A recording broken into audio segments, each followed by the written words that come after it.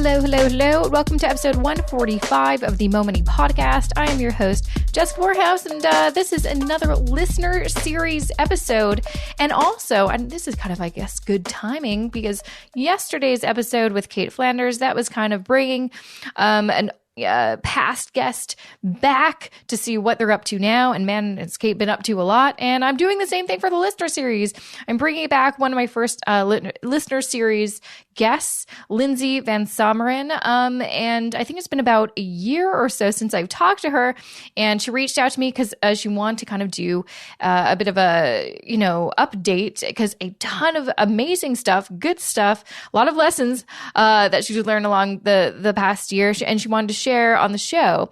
But I'm like, hell yes, I would love to do where are they now kind of situation. And so I've got Lindsay back on the show. She also has her own personal finance blog called Notorious D.E.B.T, Notorious D.E.B.T. And I was lucky enough to actually finally meet her in person a couple FinCons ago in San Diego. So that was 2 years ago. And then I met her, saw her again at this FinCon. So it was lovely just to put a face to a person and all that kind of stuff. And also just now, have the time to really sit down and chat and find out what's been going on with her in the past little while. So I know you are going to love this episode. If you want to maybe stop and listen to our previous episode, you can. That episode is number 57 and we recorded it back in September of 2016. So wow, a long time has passed since then. That's pretty crazy. So you are definitely going to want to make sure you've listened to that, then listen to this to kind of get the full story.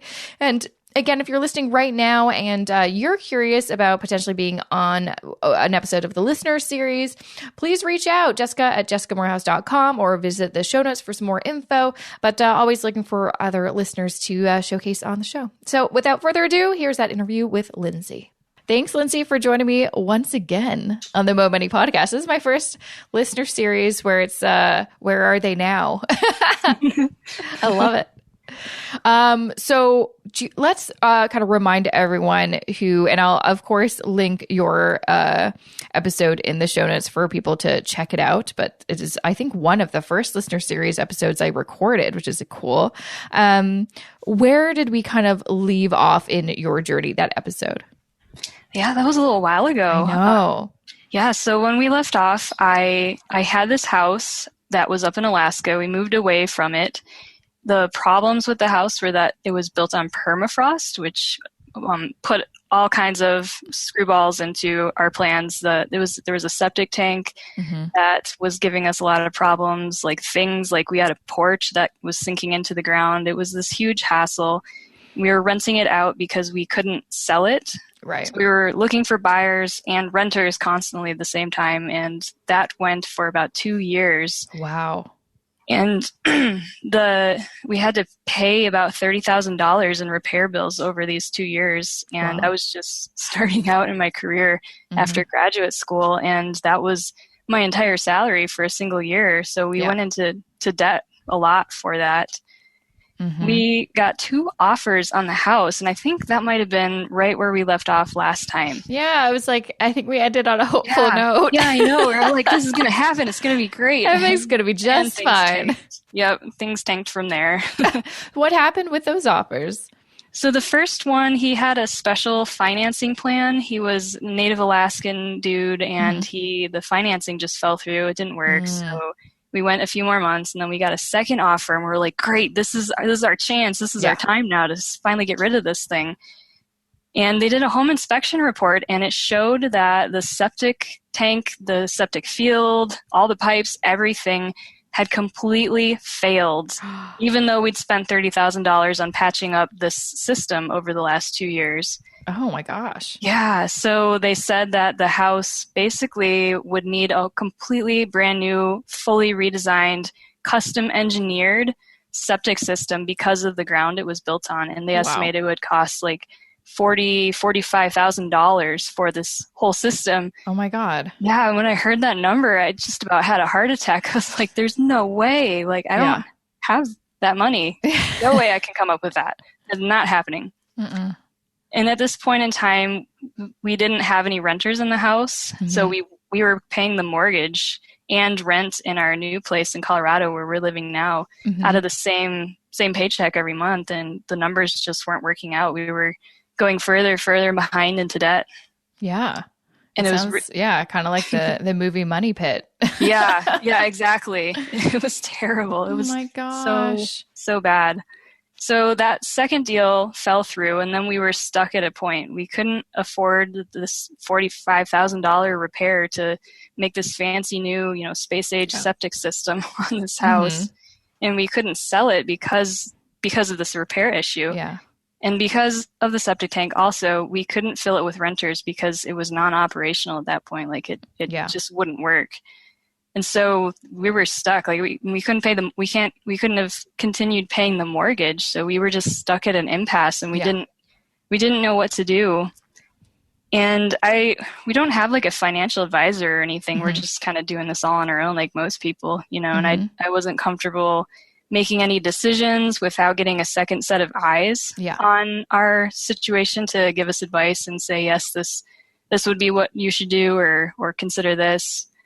So from there, we called up a credit counselor from the NFCC, National Foundation for Credit Counseling. I think they just opened up a branch in Canada as well. Or there's definitely some credit counseling organizations up here. So that's awesome that you made that decision. That seems like a smart move. Yeah. You don't want to go to just like any Joe credit counselor. Like some of them are kind of shady, but if you find somebody who works for a nonprofit, they're usually really good. And they helped us out a ton. They spent like 2 or 3 hours on the phone with us, just going over like our budget, which I was into personal finance by that point. So like I had it all the numbers right up in front of me. And I was like, I can prove to you, look, this is not working out. I don't know what we should do from here. And eventually they suggested that we do what's called a deed in lieu of foreclosure. And basically what this means is we take the deed of our house, we give it to the bank, so we're essentially giving the bank our house, and in return they will absolve us of the mortgage. They'll just like dissolve the debt. And this worked fine for us because we didn't need the house anyways. Yeah, exactly. You're like, I don't want it. Take it. Yeah, you guys take it. It's your problem now. Go for it. Exactly. Have fun. Okay, cool. So what does that mean in terms of your credit and your credit rating? Like, is it, because it's not the same as like a bankruptcy or anything like that, but a foreclosure, I guess, still does negatively affect your credit. Yeah, and I think it reflects a little bit more positively than if we had done a full foreclosure, if I'm remembering right, because we're working with the bank to make this as painless on everybody as possible. My husband was the one who had the mortgage in his name. The mortgage wasn't in my name at all, so it wasn't even listed on my credit report. So after this happened, the final mark on his credit report happened in December 2015, and his credit score dropped by about 100 points. He wasn't mad, but I was mad because it was 799. It was like 1 point away from getting into the 800 club. Yeah. I was like, no. Oh, no. Oh, my gosh. So, wow. Well, that sounds like you made, the best decision for you. I don't know what I would do in that situation. Probably something similar because, you have this basically albatross around your neck and you need to get rid of it. I'm terrible with sayings. I can't remember if that's the proper saying, but it's like something to do with an albatross. It's a wildlife thing, so it works for me. Yeah, you know what I'm talking about. But so that's awesome that you sought help, and I bet if you didn't seek help, you probably wouldn't have made that decision because you may not have known that was an option. Yeah, exactly. I don't know what I would have done. I'd probably just gone into full foreclosure, and that would have hurt our credit score even more. Exactly. So you did this. You no longer have the house, but you no longer have to pay the mortgage. You don't have to make any other payments on it, right? Nope, it's completely out of our life right now. We don't have anything to do with it. We're completely cut off. Okay, cool. So now you're at this point where now you're living in Colorado, you're living your lives there. I guess what are your next steps in terms of trying to improve your financial situation and also build up that credit because it did go down? So his credit has increased a little bit over the past year or so, year and a half or so since this all happened. This went down. The mark will stay on his credit report for the next 7 years, and his credit score will continually go up a little bit over time.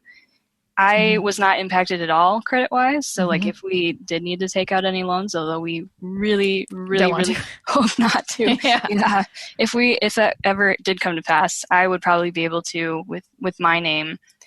But in the meantime, we're just trying to save up as much as we can to not be put in a situation like this in the future. We do want to own a home again eventually, and that's not going to be very likely for the next 7 years while this Mark is still on his credit report, but that's totally fine for us. Like, that's probably going to take us that long to save up for a down payment anyways, so we're okay with that.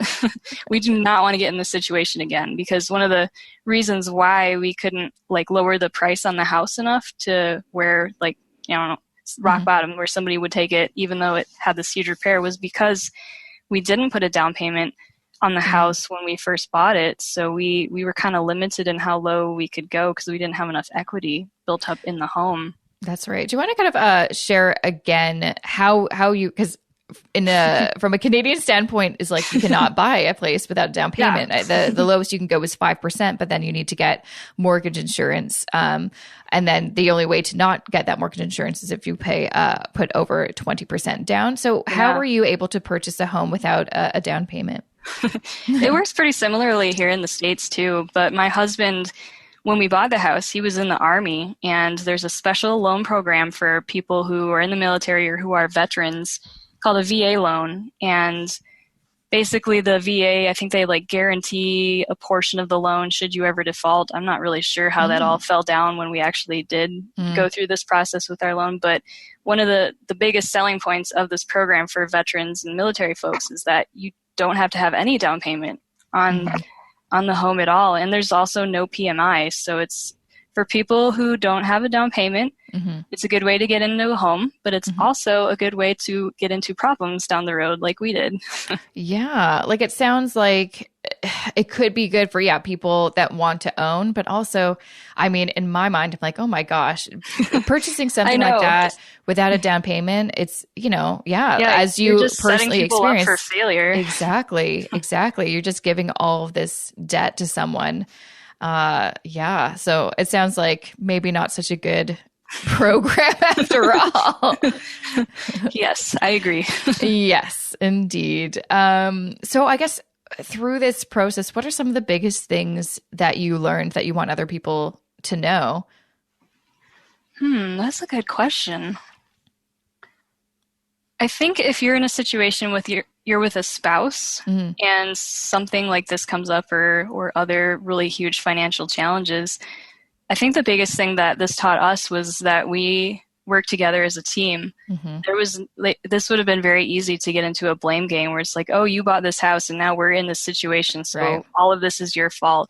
We never felt that way ever. When we bought the house, we both wanted it. We both were on board with buying the house, and we viewed it as this like monster that we were supposed to face together. And I think that ultimately, if there's any good things that came out of this, like teaching us to be better with money was one of them. But another good thing was that I think it helped solidify our relationship a bit better, because once everything was said and done, I think our marriage was stronger as a result of it, because we'd gone through this horrible financial thing and we came out on the other side intact and stronger than before, Yeah, no, absolutely. I think it's so important. I think a lot of people don't really realize this.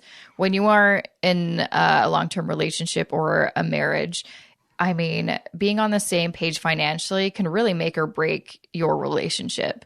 And although sometimes I'm like, oh, what does money have to do with, relationships? Because sometimes I think people get a little, it's more just coming from the perspective of lots of people that believe that once you're married, you have to pool all of your financial resources together and, be like one kind of unit in, one bank account and all that kind of stuff, which I don't really agree with. But when it comes to talking about money and your financial goals and making those decisions, you absolutely have to be on the same page and do it together. Otherwise, you will play the blame game. You will argue. You will, there will be some resentment, and it's no good. It's no good. Yeah, I totally agree. We do have our finances combined, but whatever works for other people. Well, exactly. But I think you're right. You should definitely be on the same page in terms of where you guys are going together as a couple. Exactly. So also a lot of things have changed in your career because I think when we last talked, you were working in kind of the science field, but did freelance writing as a side hustle to earn extra money to kind of help with paying back your mortgage and all that kind of stuff. Where are you now?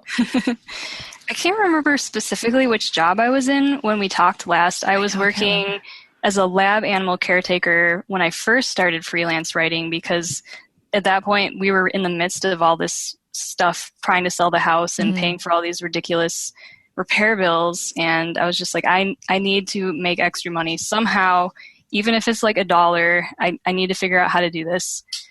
And so I started freelance writing while I was working at the job. And I also did not like the job very much. Yeah. It's great for some people, but not for me. And I wanted to get into science work, specifically wildlife research, because that's what my degree was in. I have a master's degree in wildlife biology and conservation.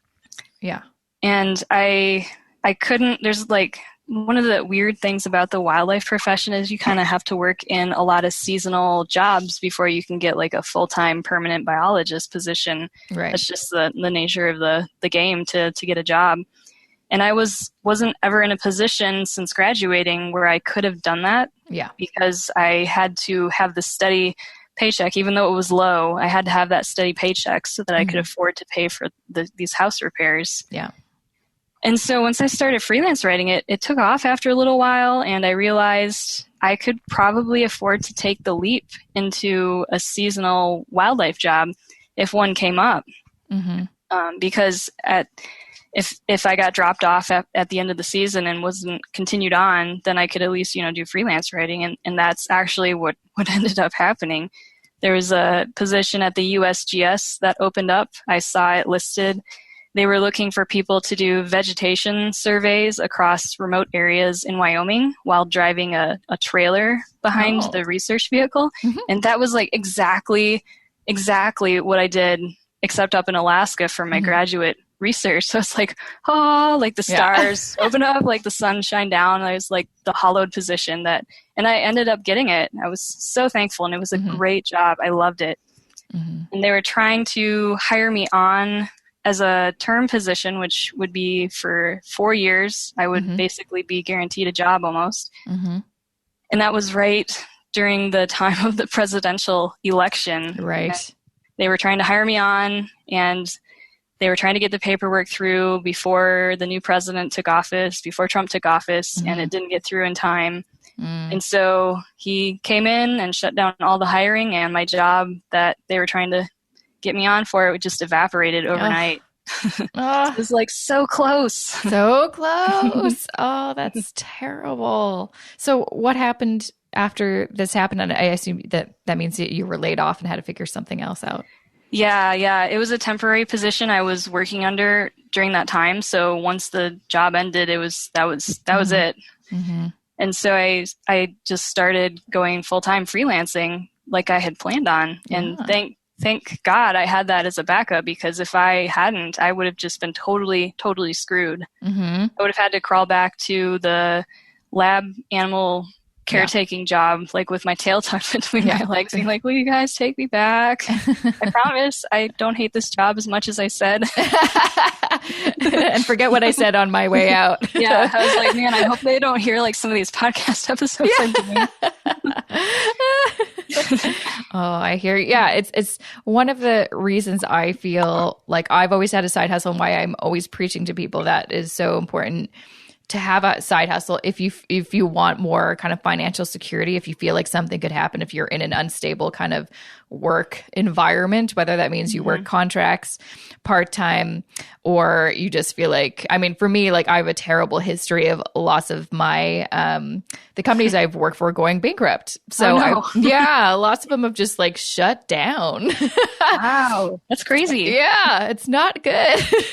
So because of that, because this literally happened like over and over, or I just had a lot of contract jobs. So it was always kind of, I knew I needed to prepare myself for like a situation where I'd be unemployed for a little bit. I always now I'm like, I need to always have something extra. I mean, now I'm just full-time and employed, but still the mindset's still there. So I'm always like, I need to have several different streams of income. So if something dries up, I have something to like focus more of my energy on, because there's nothing worse than, life happening and, nothing to do with you. It's just like a situation happens and, you have to, find other work. And so it's always nice to have something extra that you can kind of, okay, well, at least I've got this. Yeah. Yeah. You get never back know. on my feet. Mm-hmm.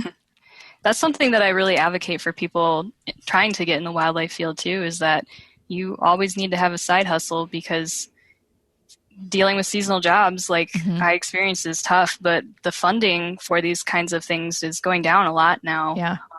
The new administration is not very friendly to science. Yeah. Yeah. So these jobs are probably going to become a lot more sporadic and job hoppy in the future. It's going to be tough for people. But even though I'm freelance writing now, I'm at a weird point in my career now. So I'm earning enough money to help us actually start getting ahead. Like for the first time in my life, I'm earning more now than I ever thought I would at any point in my career, which is crazy to me. Yeah.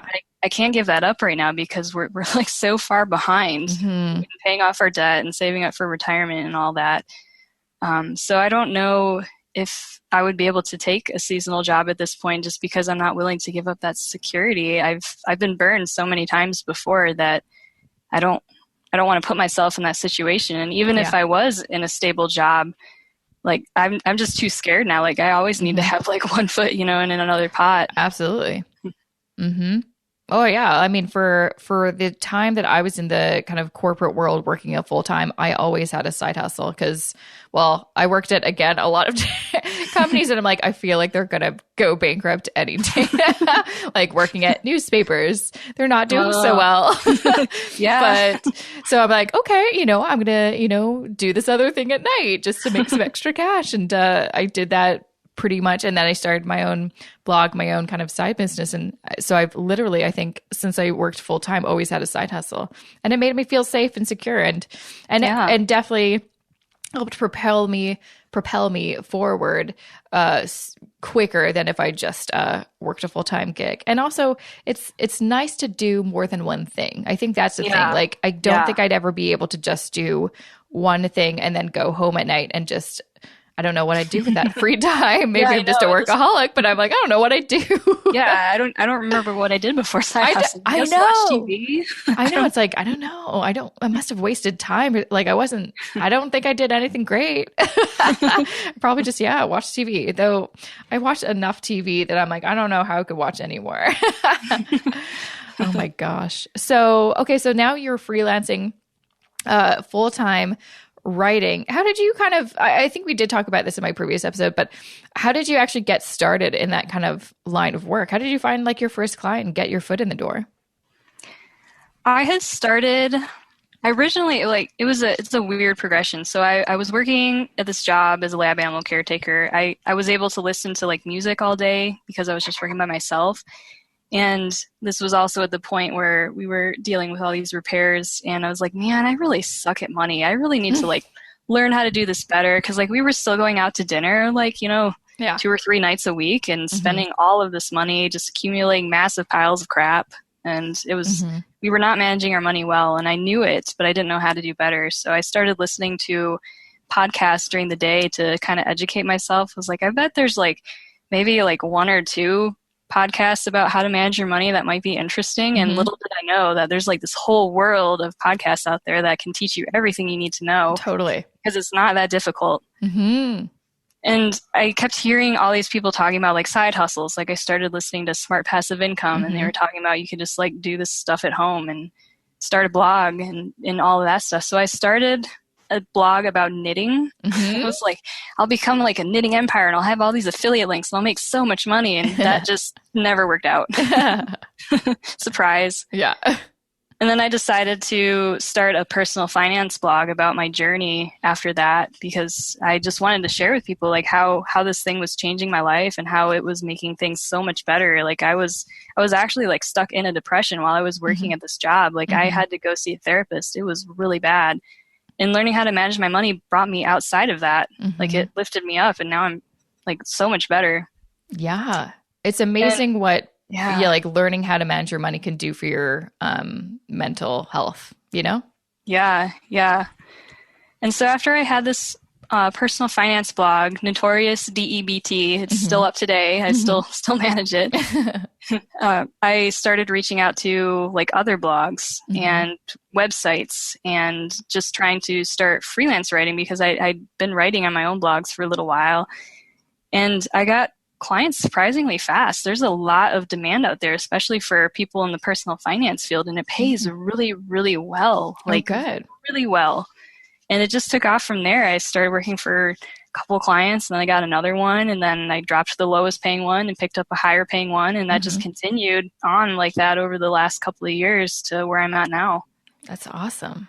So really, it's just a matter of doing your research and then just pitching yourself, which I think sometimes people think is just terrifying, myself included. Yeah. I hate pitching myself. Yeah, I know. I was so scared, and I'm still like so scared. I'm like such a weenie with this kind of stuff. Like, but I've specifically started doing things because they make me scared, because that was like the thing that was holding me back for so long from trying to better myself, is just I'm like too afraid of people. Like, what if they think I'm just like some weirdo? Like, what are my qualifications? I don't have a finance degree, you know, like all these things. There's a million things you can tell yourself about why you shouldn't do something that you want to do. It's true. It's so true. But yeah, I'm the exact same way. All the things that I delayed in trying or just like didn't try at all, it was all because of fear. And when you really like think about it or note down some of your fears, lots of them are just so like, you look at them and you're like, that's just crazy. Yeah. Like, who cares if they say no? Then move on, you know, like then it doesn't mean it's no forever or no from everyone. And I think that's also the thing.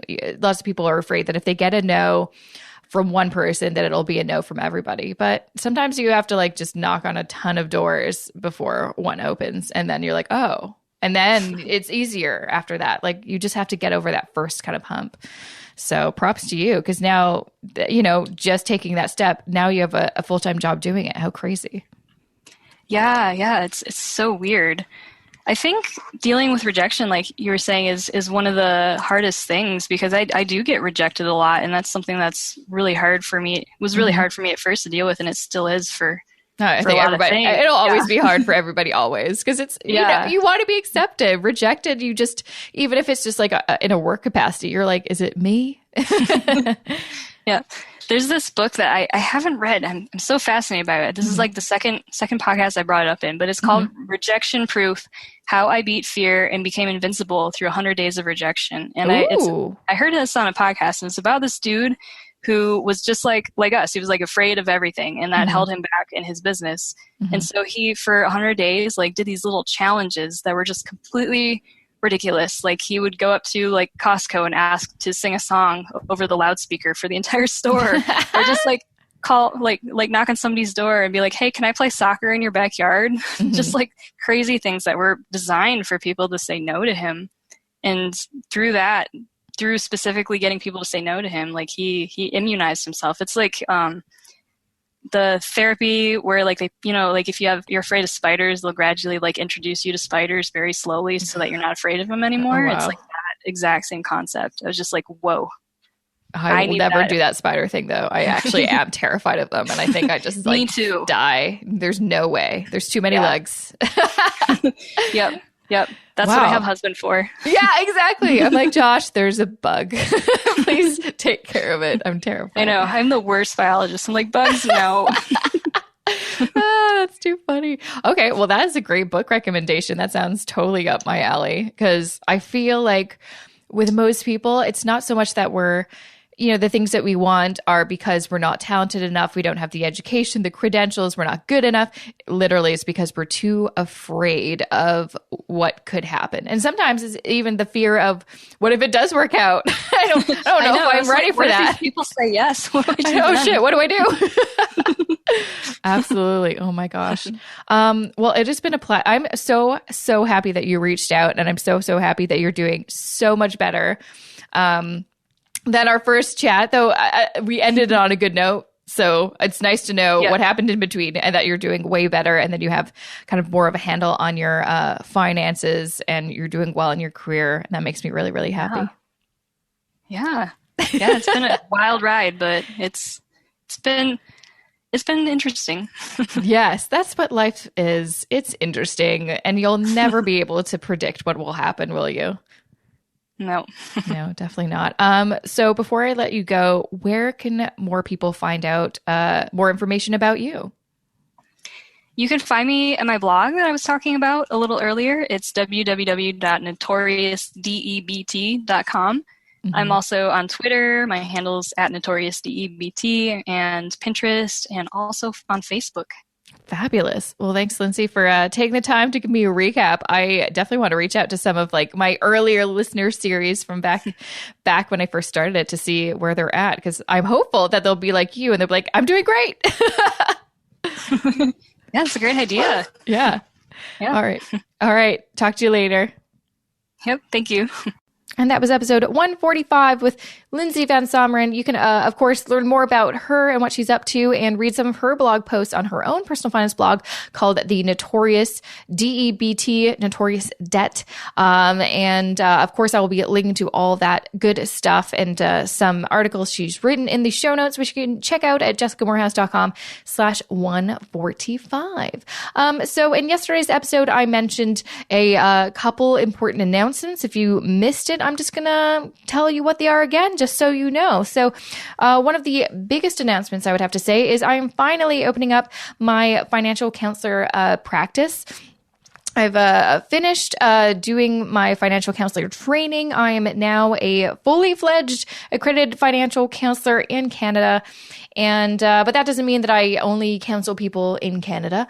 No matter where you live, if you got an internet connection, I am happy to work with you no matter where you are in the world. Now, if you want to learn more about what that all is and if this financial counseling makes sense for what you're looking for in terms of helping you with your finances, book a free 15-minute discovery call with me. It's super easy. Just go to jessicamorehouse.com/discovery call, book a time, and I'll give you a call and we'll chat for 15 minutes and see what's going on. Another announcement I made is I am going to soon launch the Rich and Fit website. Been in the works for a little while, but beyond that, so we've got the Rich and Fit Bootcamp, me and Jacqueline Phillips, and we are going to split basically the bootcamp into two parts for those of you who want to maybe just do one or the other, one after the other. So you can look forward to some new courses from me. It'll be Rich and Fit Financial Foundations and Rich and Fit Fitness Foundations, or you can still sign up to do the Rich and Fit Bootcamp if you really do want to get, kind of an intense bootcamp, really whip your money and body into shape at the same time, because that is what life is. You don't really do one or the other. You do it all at the same time, right? It's got to be part of your lifestyle. So again, more information can be found about how to enroll in the bootcamp at richandfitbootcamp.com. All right, that is it for me, but I will be back here next Wednesday with a fresh new episode you are not gonna want to miss. See ya.